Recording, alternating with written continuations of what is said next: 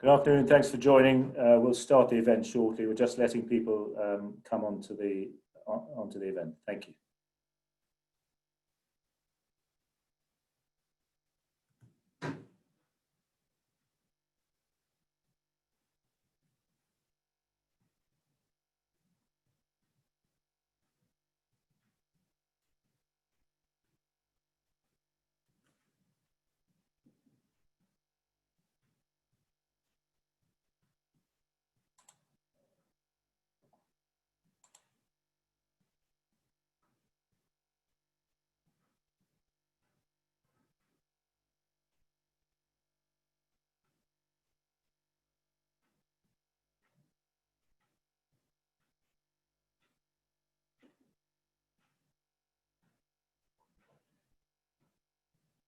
Good afternoon, thanks for joining. We'll be starting in a couple of minutes. Thank you.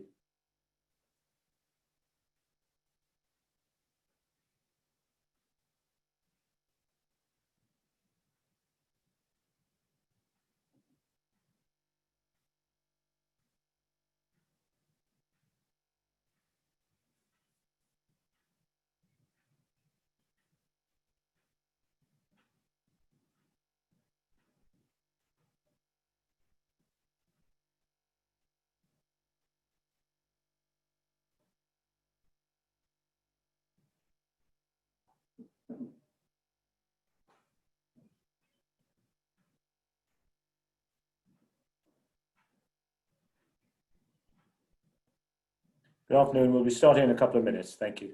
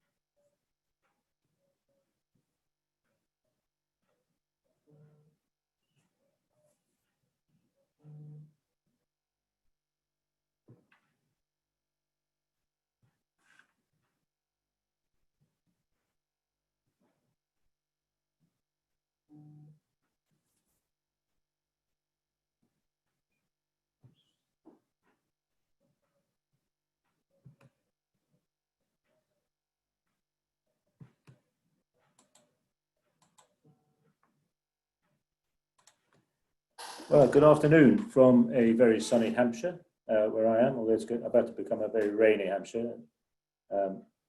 Thank you for joining the latest in this series of In Conversation With. As some of you know, it's a succession of one-on-one discussions where we interview recognised and celebrated individuals that will be of direct interest to you, our members. So on behalf of the CLA, I'm delighted to welcome you to what I'm sure will be a really, really good event. My name is Mike Valencia, I'm the Regional Director for the South East.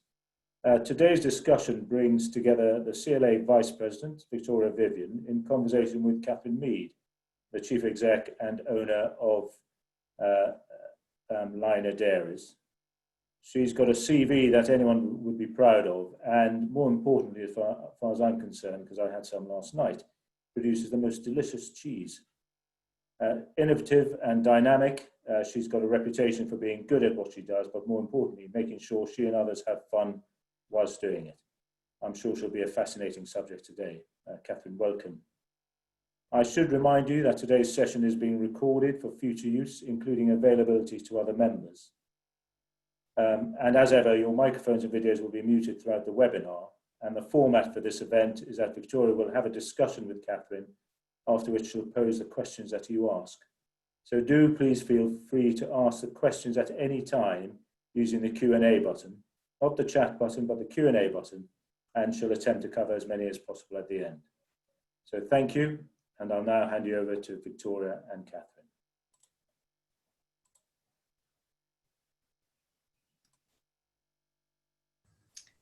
Hi, here we all are. Thank you very much, and thank you, of course, to Catherine for joining us on a slightly less sunny day in Cornwall. The tone of the webinars that we've had so far has been very much about policy And we thought this is about the right time now to take this down to business and what we can achieve and what is being achieved by businesses associated with the rural economy. This cheese tasting and discussion was supposed to take place at the CLA London branch, where it would be much easier for us to organise a single group of people tasting the same cheese than it has today.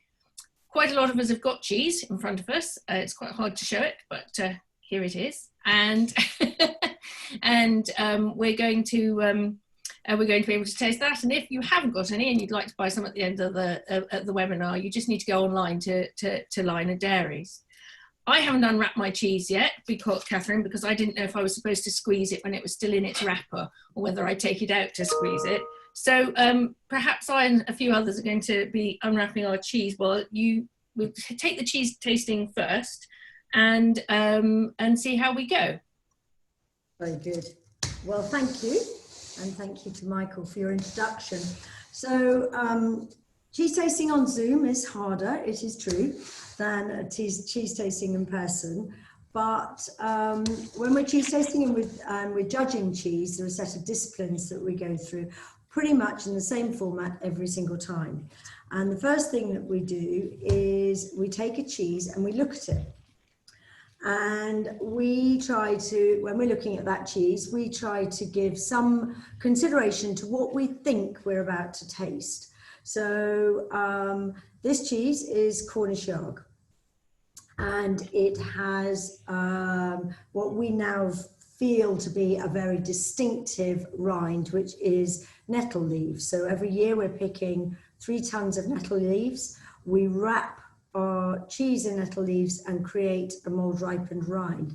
So we're looking at that cheese, we give it a squeeze, and it's got a bit of give in it.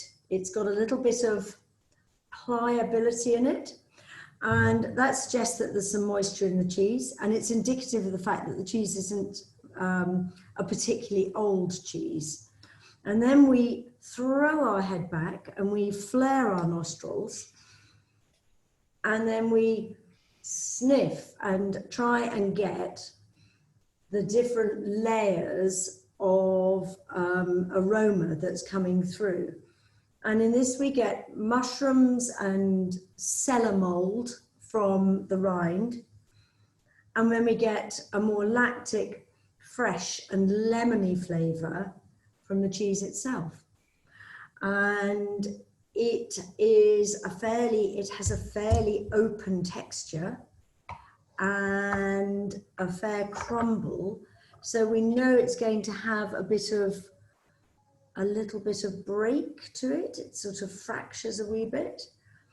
And in tasting it, I try not to taste too much on Zoom because it's a bit rude to be eating with your mouth full, speaking with your mouth full. But hopefully you're getting through the very young, milky, lactic flavours and a bit of this crumble, this breaking. As yard matures, it gets softer under the rind and it breaks down. It's a process called proteolysis, so it's the breaking down of protein. And that comes all the way through to the middle. But what we aim for in Yard is a sort of crumbly core and a creamy, slightly cheesier rind. So that's a gallop through Cornish Yard. Kern, the second cheese, is a much denser. You squeeze this and your fingers don't get, bounce back very much at all. The rind is slightly sticky. It's a product that gives a breathable surface and a very protective rind, and it enables the molds to keep growing through. So this is natural mold ripening, as you would see in a cheddar or a Stilton or one of those other, long maturing mold ripened cheeses. And this is a very dense cheese, very hard, and you can see the moisture coming out around this edge a little bit. And then looking at its form, the paste is really, really closely textured. So you know that you're about to try a very much harder and therefore more mature cheese. And you would expect from that to have a much more profundity of flavour. much greater depth. So always when I'm tasting out Cornish Yarg and Cornish Kern, I put the Kern second, Yarg first, because Yarg is far more delicate and far lighter cheese. And generally speaking, it's good when you're serving cheese to try and balance your flavours a little bit. Pushing around the Stilton and then saying would someone like a brie typically is a bit of a hard task for a brie to perform. So in the Kern and in the immortal words, this is one I had prepared earlier. This piece is much firmer to cut, much closer texture, but on sniffing it, you get a slight caramelization, slight fudginess. So in Kern, we expect to get aromas of nuts and as I say, sort of slightly burnt caramel notes. Sometimes we get sort of dry hay, dry straw coming through, slightly sort of vegetative. And in tasting, it's an intensely savoury cheese with a little bit of sweetness at the end that just gives that long-lasting flavour. So unlike Yarg, you're much more likely to be tasting it at the back of your mouth and at the roof of your mouth. And it, what we're hoping to get with Kern is a real length of flavour. So you put a very small amount in your mouth and actually it keeps on giving. It keeps on going. Sometimes you get a slight chewiness about Kern, so it actually is something that you can keep working at in your mouth for some time, and it gives that much more flavour. Where the Yarg is just much quicker and more instant in its flavour profile, much lighter in its flavour profile. I muted myself there because I had been given terrible rulings from my family that there wasn't to be any sound of me eating on a Zoom. And it said, "Do you hear me?" So I know that you started making this cheese 20 years ago, probably now, isn't it? Is it that long? Actually, I've been making cheese for 25 years. 25 years. 25 years, yes. Why does it matter that we have these specialist or artisan small batch production cheeses? And we talked a little bit about where they sprang from, because our childhood was filled with rather undistinguishable blocks of cheese that came through. So where did this renaissance of English cheeses come from? So when we cast our minds back, and interestingly, you talk about the undistinguished cheeses. Cheese was often referred to as mousetrap, which is an extraordinary idea now, isn't it? That was the role of cheese. However, there's post-war, the Milk Marketing Board set up a structure that said, we will buy every last drop of milk any farmer produces. You never need to worry. You produce the milk, we'll buy it. And furthermore, we will then take that milk and we will turn it into products. So we will make buttermilk, liquid milk, cream, and cheese. And we'll make it on large scale. And post-war, that was feeding the nation was the objective. It wasn't necessarily to provide great range or diversity of products, but it was just to get plenty of food into the hands of people who had got used to not having very much food. And through the 50s, 60s, and even into the 70s, that worked. But at a certain point in time, it became apparent that actually we were starting to enjoy our French holidays and our Italian holidays, and we were going abroad, and we realized that the French in particular, and to a degree the Italians, were actually enjoying a huge range of cheeses. They had huge variety on their cheese board because all their local cheeses, their heritage cheeses, had survived in the way that many British cheeses really hadn't. A handful had. The traditional, like Montgomery's and Kirkham's and Quicks and Applebee's, they were intergenerational businesses which had survived A, the war, and then B, the Milk Marketing Board period. But the majority of small cheesemakers had actually elected to send their milk to the board and let it be turned into these huge, great big, huge high volume territorial cheeses. And it was always territorial. And so in the late, I'm going to start that one again. In the mid 80s, Dairy Crest was set up as the processing arm of the Milk Marketing Board, who then started to produce a bit more variety in cheese.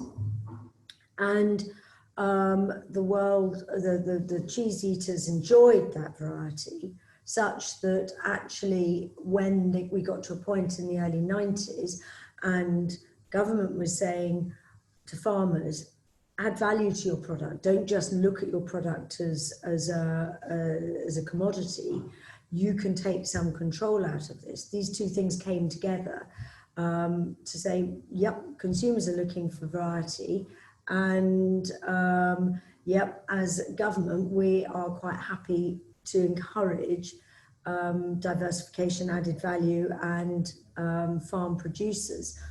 And that then coincided with the breakup of the Milk Marketing Board into, I believe I remember rightly, five farmer-owned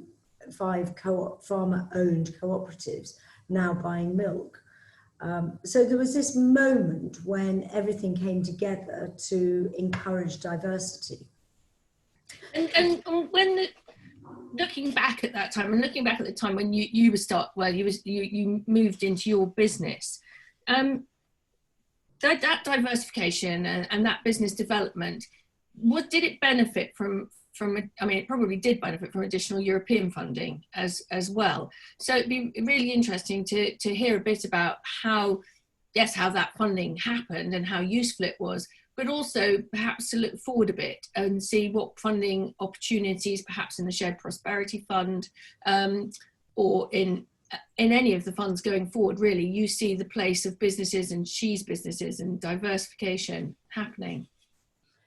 So in the late 90s, there was the introduction of the LEADER project, and that was the very first of European projects that we saw in Cornwall, and that gave us the first taste to having access to some kind of external funding that we had to match, but some kind of support to encourage business development. And I can remember with our very first piece of funding, we bought a pasteurizer, which enabled us to get much greater consistency in our milk, and of course was incredibly important as TB was rife in Cornwall. And then we grew the business. We started developing business, all sorts of steps to improving quality and consistency. But we got to a certain point where we'd outgrown the unit that we were operating in, and we had to make a jump to build a new unit. And at that stage, trying to consider to make that leap with our own capital investment, I don't actually think it was achievable. You know, I go back, I've asked myself that question time and time again, and we had to tick a certain box on the form.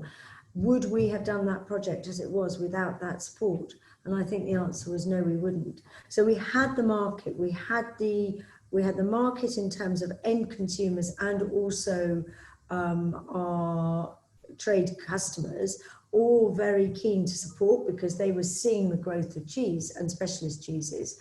But did we have the funds to create a dairy that met the expected standards? And the standards were getting higher and higher, even back in the late 90s. You know, I mean, what we see now compared to then is a huge difference. But even in the late 90s, we were seeing expectations of quality standards and food hygiene standards really increasing. So we then applied for an Objective One fund, and the Objective One funding in Cornwall was in agriculture is very much designed to add value to products. So still in this world of value added branded products, was to promote the Cornish brand and Cornwall as a place of good food, and also to collaborate with partners, farmers and other partners in the area on the project, to give value to to a wider group of people than just the business. And so we applied to build for a new building. We were the first of the Agricultural Objective 1 projects to go through. In 2000, we had approval, and we were hugely lucky to be able to build a new dairy, and with the benefit of all the knowledge of how the flow worked and what we needed to get out of this dairy. So one of the things that happily we did was to put in huge flexibility in the building materials, and pretty much every wall in this dairy has been moved and changed. Every room size has changed over time, and having that flexibility has enabled us to be agile and think differently about the business at different points in time, and to change the direction in which we were going, change the way we managed the flow, change the way in we could, for example, organise shift patterns and so on. So that was, if I was recommending to anybody, how to organise a new dairy, I'd say, for goodness sake, build in flexibility, because you almost want to change it the first day that you make cheese. That's But Kathleen, I mean, you had a lot of business experience going into being a cheesemaker. Do you think that some people have a more of a kind of a knack for business or a temperament for business, or do you think that really good business mentoring could help people to make the same kind of jumps that your business has made? It's a really interesting one, isn't it? Nature and nurture. I do genuinely believe some people are more intuitive about business, and they better understand markets and consumer behaviours and consumer patterns and trade expectations, and they are better able to be forward looking and plan better. But by the same token, it is something that can be taught. Whether or not that makes a good business leader at the end of it is perhaps debatable. But I think also a good business leader understands and can see what skill they need to be buying in.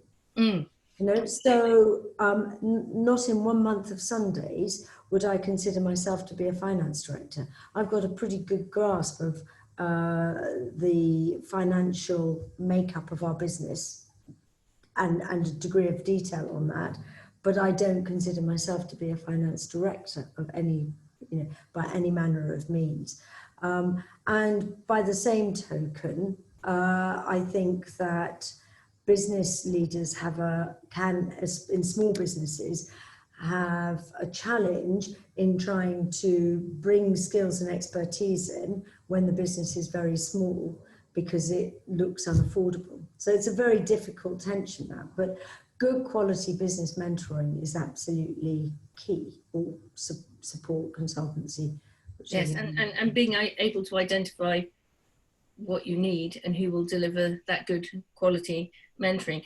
I want to ask the kind of slightly, it might be irrelevant, it's sort of relevant question really, which is in quantity, how much cheese are you making in Yarg, for example, in 1 year?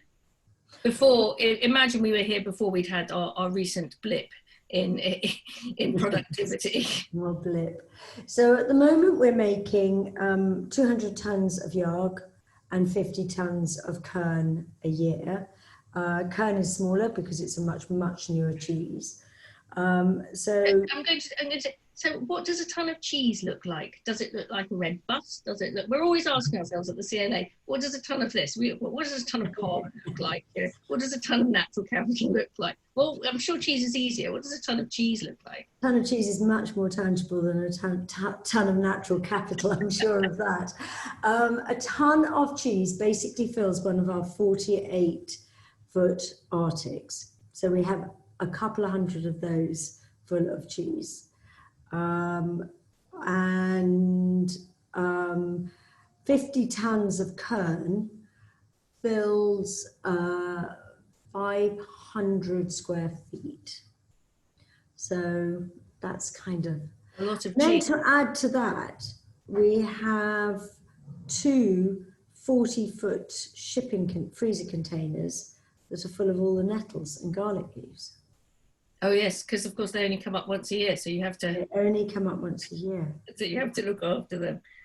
We had a conversation the other day about well, it was really coming out of what the COVID experience, which I would like to hear a bit more about in a minute, but about attitudes that have changed to food and the space that there is now for us to create markets for value added products from our economy. And you have this very strong narrative about the way people think about local food, which has got, as you described it really well, has nothing to do with it being proximate. It's nothing to do with it being coming from anywhere near you. So I'd love you to talk us through a bit more the idea of where we're going to with artisanal and local, and where you think that market's going. I think that we come full circle back to the conversation about the increase of diversity of cheese and the farmers that added value. Typically, not exclusively, but typically we're doing that on really quite a small scale. And so we have, over the last 20 or 30 years, created demand for an environment to sell more artisan or specialist products. There are 3 words that are in common parlance for our type of business. One is quality, the other is artisan, and the other is specialist. And they all risk being overused and becoming words that designate a scale or designate a type of product, but have been so overused they become meaningless. And I think probably we need to keep reinventing these words. This is part of the marketing of food, but we need to keep finding new ways to describe the kind of production that we represent, so that consumers, when they see that, they can identify. So I think in policy we talk about local food, and I have seen Cornish Yard described as a local cheese in Cheshire. Now, to my way of thinking, Cheshire seems quite a long way from Cornwall, but I think what it has done is to describe a cheese that is made on small scale. And so in some other areas, notably wine is one, we talk about small batch production. And I think it's not something that we have used often, but increasingly I'm finding that as quite a nice way to describe what we're doing. Handmade is fine, but a lot of big producers have a handmade element, and so then they refer to handmade. Farm-based has been terribly badly misused by some of the larger retailers who talk about farm-based. Well, any cheese you like or any vegetable you like has originated from a farm, but it doesn't describe our type of production. So I think that alongside of that, we are establishing markets that are specializing in this type of food. And those markets are sometimes high street based, or sometimes local to say a rural community. A farm shop is being an obvious example, or we use that term shop local, but shop local could be a retailer, a national retailer, and it could be your small deli. But what we mean by it is go to your small deli, I think. But it's good to be a little bit more specific to help consumers through that, to think about what you represent. And I think that those shops and those even cafes or restaurants that are really focusing in on those foods will share our values, and our values will be very all-encompassing. They will cover much more than just how we produce food. They will be how we work as a business, how we work as a team, what our food values are, what our people values are, and of course, very importantly, what our environmental values are.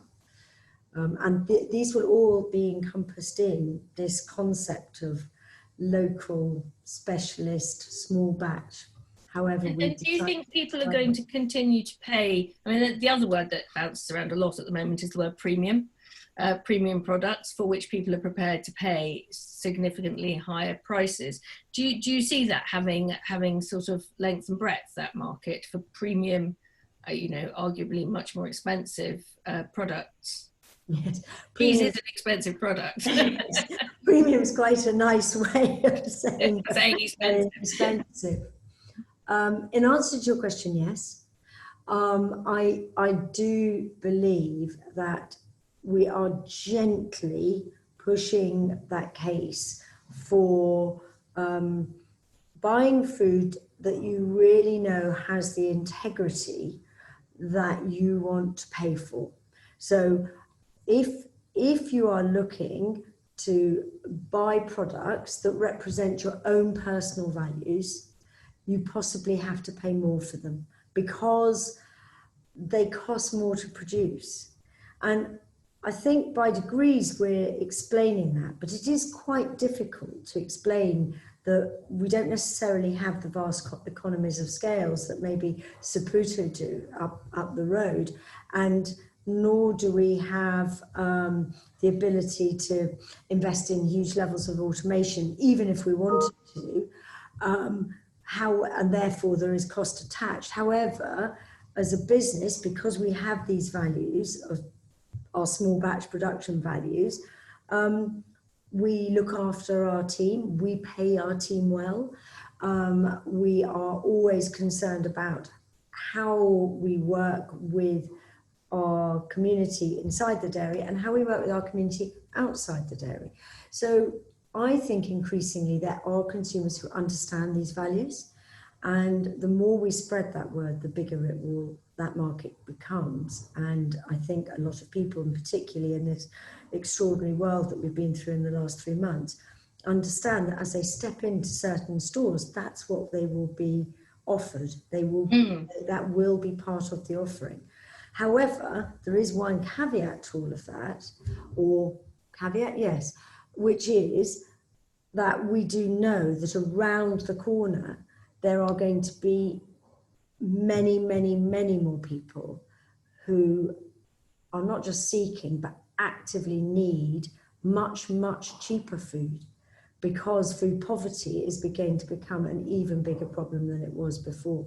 And it has been a problem. It was a problem before COVID, but it's about to get much, much worse. Yes, this big divergence between the premium food and the super affordable food. So there was your business running flat out, 200 tons a year of yarg and a slightly variable quantity of nettles to be controlled each year, and Kern coming along, and another cheese, Stithians, which is in the mix as well. And suddenly our economy shut down. I know it must, like for all of us running businesses, it was a tremendous shock to the system. But I think your business has been able to kind of really take the bounce and move forward. So if we could hear a bit about your marketing, because it's obviously not to British Airways any longer, where you selling your cheese. and strangely, nor were they eating much cheese in the VIP suites of Manchester United, Liverpool, and they're not enjoying it at Wimbledon this year. So people have talked about sales falling off a cliff, and it does seem to be a good descriptor of exactly what happened. I guess that for a lot of businesses, and it was certainly our experience, and within the cheese industry, I think it was broadly the experience of pretty much all cheesemakers. we're bouncing along nicely. We've filled our maturing stores in anticipation of Easter. Easter's late. That's great for cheese when Easter's late because it's sunnier and more people take a longer holiday.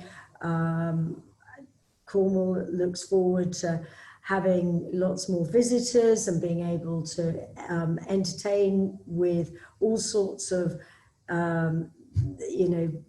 environmental and food offers. We are famous for it, and so we look forward particularly to Easter, and it's the start of our tourist season. And so suddenly one day we've had orders, and the next day we have customers ringing up and saying, please can we send cheese back? Not even we won't be ordering, but can we send it back to an already bulging maturing store. Cornish Yard we make and dispatch in 5 weeks, and it has a total shelf life of 12. So we and our customers want 6 weeks. So at this stage, for 4 weeks, we barely had an order. Literally, we barely had an order. We had quite a few returns, but we had not an order. And meanwhile, our cheese is getting older and older. And so we had to be just very agile and fleet of foot and look to where that market had gone from and where it was going to. And in the first 4 weeks, as you'll remember, everybody was going to the supermarkets and they were trolley dashing and just snatching food off shelves. Every last piece of it would have been plastic wrapped or, cardboard tin wrapped, but it would have been wrapped. And so trolleys were being filled with products that could be sliced and diced and wrapped.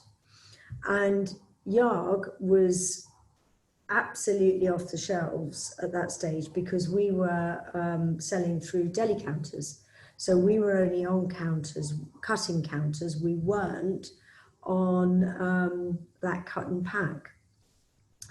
And so we worked extremely hard to sell what we could online. And there was huge take up, but not for the first 4 weeks. So there was a bit of brinkmanship because people were still looking at the supermarket offer. So we then, we got the online business started working, and then the delis and the farm shops started to kind of gently wake up and realize, yep, they had a place to play in this, and they too were doing their online business. So they weren't just selling from store, they were doing quite a lot of online as well as deliveries, click and collect, all those other kind of ways of working. And also Waitrose were very supportive and helped to us to launch a new format for Yarg, which ensured that we still had a presence there. And then what happened was that became what was widely described as new normal. And actually people have got very used to being able to go to those local shops back again, but those specialist shops, people have become much more used to queuing, and people have certainly become used to online. So our online orders rose from about 10 a week. We didn't specialize and we didn't particularly promote it, to about 300 a week. It was, a really major step up. And that settled back into a level that's probably much more realistic for us as a business. We mucked up a bit. Hindsight's a great thing, but we stopped producing cheese for 4 weeks, and actually we should have gone back in after 3 weeks, because the waking up was actually once it had started, was much more significant than we ever gave credit for. So whilst we have lost all our food service customers, all our events customers, all our airlines and our cruises, and absolutely all of our exports, because we were exporting principally to the US and to Australia. Whilst those were gone, actually other markets were kind of finding their way through. So the next big question is, what does 3 months from now look like when food service comes back in? Because it feels as if instead of the customer going to the restaurant, we're taking the restaurant to the customer at the moment. And we are engaging far more closely with our customers than ever we have before. We have much more depth conversations. We talk about what we're doing. We feel much closer to our customers at the moment, which is fantastic. It's a really good feeling. And I think you said to me that you think your production levels are about 60%. That was a couple of weeks ago. So are they steadily rising is what I assume. Yeah, I think that is about right, 60% and steadily rising. And I feel we're getting quite a lot of questions about trade. Who'd have thought it? Yeah.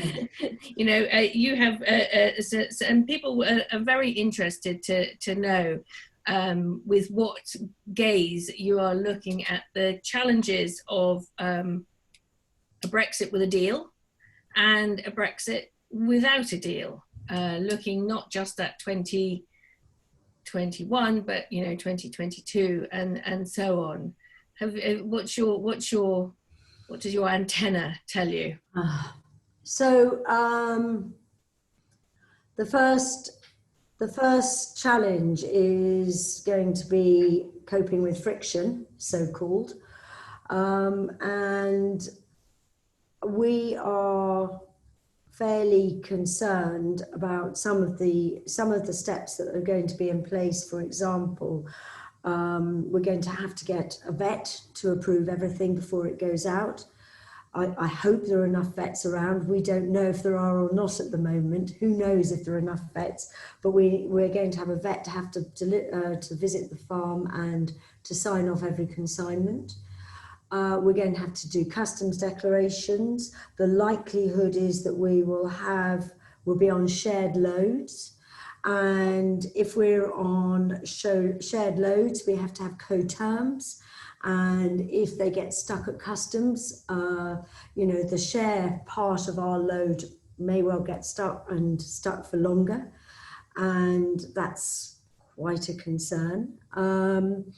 We will have duty. We've got to change all our labels. We have got to consider the issues around rules of origin. So where we're selling to one country, but they're selling on to another. So there's quite a bundle of things to get through as far as friction is concerned. None of them insurmountable, I believe, but nonetheless quite a lot of work. And right now, where we're still dealing with quite a lot of work at the moment with COVID, that feels like quite a big piece of work. That's for our export. That's just for the practicalities of export. So a month ago, we had the global tariffs published. And they're punitive on cheese. There is no two ways about it. If we have no deal, we will be... And sorry, just to clarify, that means we fall into WTO rules. Yes. And we're paying the global tariffs. If we have that, if that is what we end up with, our exports to Europe will become unbelievably expensive because those tariffs are very, very high. But so too will imports. So there will be some kind of rebalancing of the market for sure. And exactly what that looks like depends on so many different parts of that jigsaw. What will the deal with America look like? At the moment, we're paying tariffs which are nothing to do with Brexit, but we're caught up in the row over Airbus. and our tariffs into the US have actually completely inhibited our US exports, which was a big market for us. And so that gives us a little foretaste of what it looks like to have a product going to market with such a tariff. Conversely, we travel hopefully, and we really hope that we will have some kind of a trade deal that is reciprocated with zero tariffs. We're thinking of things looking forwards. So we're looking at the trade position as you've just described. It doesn't look particularly rosy. I really appreciate that you're traveling, hopefully.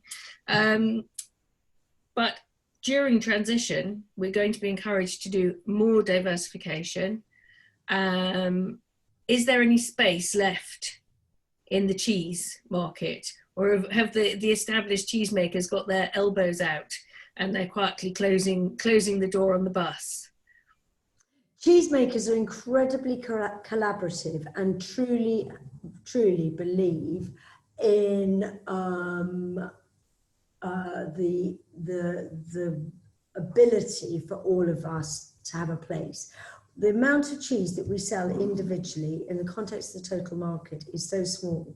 There is plenty of room for diversity, and for every single person one talks to who wants to talk about their top 3 cheeses, they will be different, and that's great, and it's the great joy of cheese. And so you know, I don't make a blue cheese, but you know, there are plenty of people like them. Lots of people like them, and plenty of blue cheese makers, you know, would say, well, I don't make a cheddar, but you know, and so it goes on. So no, pointy elbows are not out. No, we are not about to look after our own, or and we encourage people, we actively encourage to come into the market, greater participation in the market, and believe in the space for that. Now, if you're producing 50-odd thousand tons of cheese on, you know, a branded commodity basis, your attitude might not be quite as sanguine. We had an earlier question about your milk, the milk that you use, and that's a convenient opportunity to talk a bit about the fact that you own your own herd, but you've gone into a share farming agreement to get somebody else to produce the milk. So what is the milk? Why is it so special for your cheeses, that it's so special that you wanted to have a herd of cows that could specifically produce that milk for your cheeses? And what's been the real positive about going into a share farming kind of arrangement? If it is share farming, I don't know exactly what it is. So actually it isn't exactly share farming. It's a variation on the theme, but I will explain what that looks like. The reason for even considering it was attributable to Kern. We had a whole season's worth of Kern that literally blew up. And when cheese blows up, it's not only a not particularly pleasant cheese, but it's a very expensive moment in time when you actually have to send it all off to be made into crisp powder. And we got we were very disparaged and felt that we weren't going to be able to make cheese in September, October, November, or August, September, October, November, because we couldn't control the milk we were having, and we were getting bacteria that, whilst it doesn't have any food safety issues, it has a quality issue, and it survives pasteurization, sits in cheese, and then has what they call a second fermentation. And when it does, it produces gas, and that gas causes the cheese to literally blow. So a cheese that starts off life like this becomes like that, and it's just wholly inside. And at about the time that we said, well, do we stop making Kern in August, September, October? I was contacted by a farmer who said, I'm selling my herd of Ashes, which, by the by, I've been making very, very good cheese with. And would you ever be interested in buying them? And I said, absolutely. You know, couldn't have rung at a better moment. However, I don't actually have anywhere to put them. So many telephone conversations later, I was introduced to a chap called Jonathan Hoskin, and he had been awarded a council tenancy. And the council were very happy for him to go on to a farm literally a mile away from here, from the dairy, and to take this herd of Ayrshires, which actually at that time happened to be on the farm.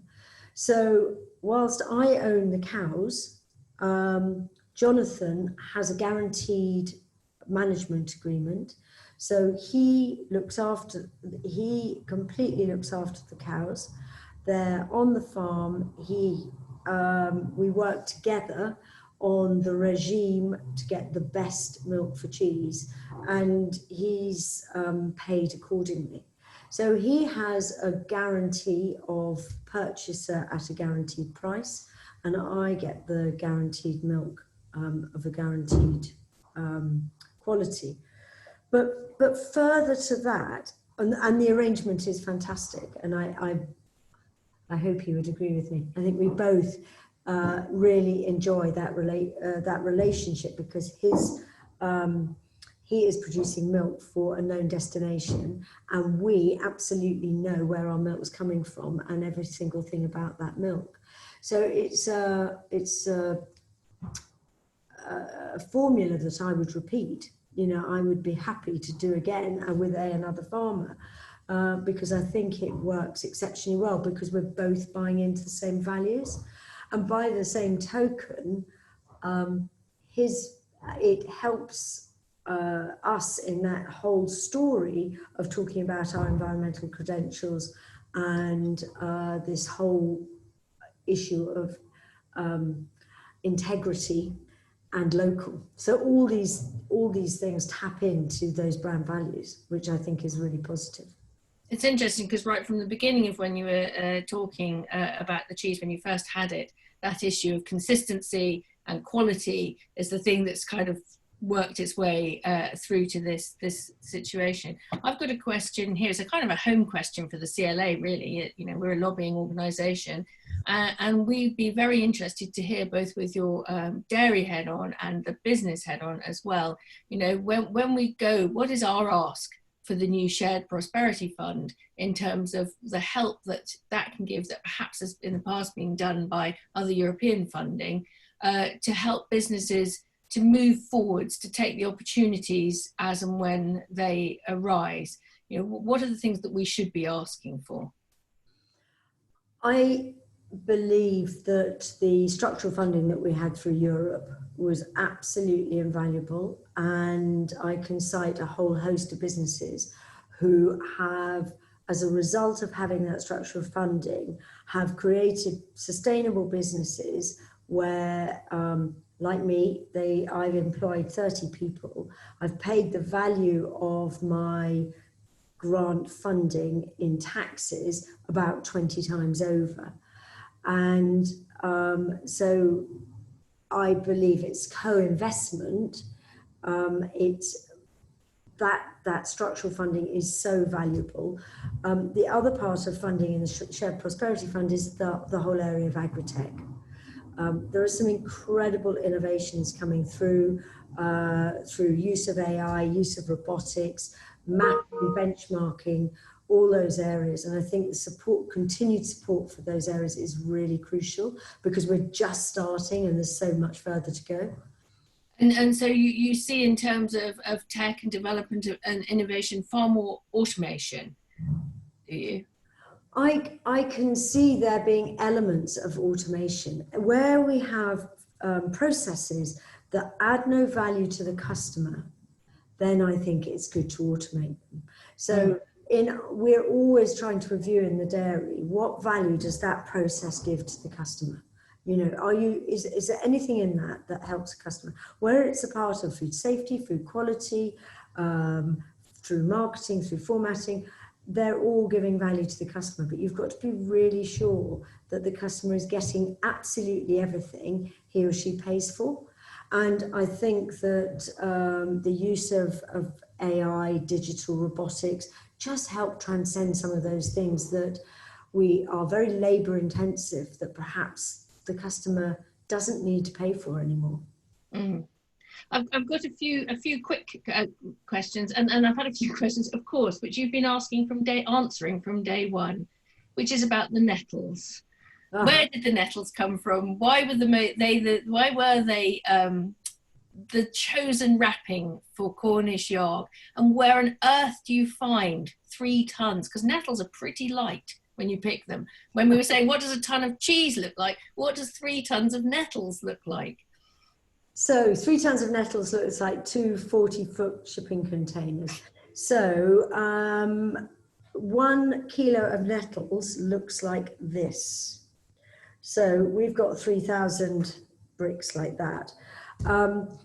Where do they come from? 16th century, Gervase Markham writes a book on, it was the precursor to being the domestic goddess. And Gervase was, of course, a man, and he said that what one should do to make one's cheese that lasts is to put a cheese down on a bed of nettles, and the enzymatic reaction between the nettle and the protein in the cheese would enable the cheese to mature and break down. And so the cheese would be placed on a bed of nettles, and then there would be nettles put in on top, and they would be refreshed and turned on a daily basis. Fundamental issue, you can only make cheese for 4 months of the year. So Alan Gray, Gray is Yarg backwards, first cheesemaker of Yarg, took said recipe and said, how about we adhere the nettle to the cheese so the action of the nettle keeps on working. And it's a process that we've just refined and developed and refined over years and years and years. And we're growing nettles at a local agricultural research lab at the moment, and I'm bound to tell you it doesn't look they're not quite as big as we would want them to be. It's remarkably difficult to grow nettles for cheese. So we continue to be probably the UK's largest foragers. I don't know if anyone wants to throw in competition to that. And we find them on undisturbed ground and typically in hedgerows around fields. So it complements well, nettle picking complements well other types of horticultural picking in Cornwall, because the pickers will be have fantastic peripheral vision and beady eyes for where the nettles are growing, and they'll go around the field margins long after the daffodils have picked or the potatoes have gone in, or broccoli's been lifted, whichever crop it's with, and be picking those nettles. And we have a little mini army of pickers who come back every single year and just are brilliant. It's a pretty hardcore kind of a job. Yes, exactly. Not the best paid piecework, I should think. They are very right. I've got 2 yes/no questions, kind of to finish off with. Well, perhaps the first one not quite a yes/no, but very briefly, how do you feel about raw milk cheeses? I love raw milk cheeses. Fantastic. And that one, by the way, I'll give you, that was a J. So I'm imagining these are cheese people who are asking these questions. Yeah, no, raw milk cheese is fantastic. Sadly, in Cornwall, it's a real challenge for us. We're absolutely surrounded by TB. So making raw milk cheese is a real challenge. It's not a challenge I've said I'm defeated on. However, we work with a French consultant who's held our hands through this and said a well-made pasteurized cheese is better than a poor-made raw milk cheese. So we'll stick with that line, but I'm a great advocate and proponent of raw milk cheeses. And the very last, super quick, has to come from John Quick. What is most effective for email or social media for marketing and selling? You're only allowed one answer. One answer. There isn't. For selling, I would reckon on probably marketing, and for promotion and brand building, social media. There we There's go. there's a lot that sits behind that. There is. Catherine, thank you so much. That was really an enjoyable conversation. And thank you to everybody else who presumably has been out there listening. It felt like there were just some nice questions coming in, felt like a nice chat. And thank you for supporting the CLA. Thank you. Thank you. Well, thank you very much. As far as I'm concerned, that's a great insight into cheese making, first of all, but also a fascinating first-hand account of a rural business developing and then reacting and adapting to the current crisis, as well as then looking ahead. So thank you very much, Catherine. It was fantastic. And thank you all for taking part, all the attendees. I hope you enjoyed it and found it as equally mouth-watering as me. I hope we meet again soon, perhaps as early as next Wednesday's Commercial and Agricultural Tendencies webinar on the 1st of July at 11 a.m. And we also have Baroness Young at on Friday, the 10th of July at 3 p.m. I just need to remind you this session has been recorded and will be available on our website for future viewing. Many thanks. Have a great weekend. Bye-bye. Thank you. Thanks.